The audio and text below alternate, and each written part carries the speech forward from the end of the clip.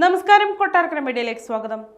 സ്വകാര്യ ബസ്സുകളുടെ മത്സരയോട്ടം സംസ്ഥാനത്ത് ഒരു ജീവൻ കൂടി പൊലിഞ്ഞിരിക്കുകയാണ്. കൊച്ചി കളമശ്ശേരിയിൽ സ്വകാര്യ ബസ് ബൈക്കിലിടിച്ച് സ്വിഗ്ഗി ജീവനക്കാരനാണ് മരിച്ചത്. സ്വിഗ്ഗി ഡെലിവറി ജീവനക്കാരൻ കൊടുങ്ങല്ലൂർ സ്വദേശി 41-കാരനായ അബ്ദുൾ സലാമാണ് മരിച്ചത്. ബസ് മറ്റൊരു വാഹനത്തെ ഓവർടേക്ക് ചെയ്യുമ്പോൾ ബൈക്കിനെ ഇടിച്ച് തെറിപ്പിക്കുകയായിരുന്നു. പിന്നാലെ അബ്ദുൾ സലാമിന്റെ തലയിലൂടെ ബസ് കയറി ഇറങ്ങുകയായിരുന്നു. അപകടത്തിൽ ഗുരുതരമായി പരിക്കേറ്റ സലാമിനെ കളമശ്ശേരി മെഡിക്കൽ കോളേജ് ആശുപത്രിയിൽ എത്തിച്ചെങ്കിലും മരണം സംഭവിച്ചു. ഇൻസ്റ്റാമാർട്ടിന്റെ ഗോഡൌണിലേക്ക് ഓർഡർ എടുക്കാനായി പോയതായിരുന്നു അബ്ദുൾ സലാം. ഇതിനിടെയാണ് സൗത്ത് കളമശ്ശേരി മേൽപ്പാലത്തിന് സമീപത്ത് വെച്ച് അപകടമുണ്ടായത്.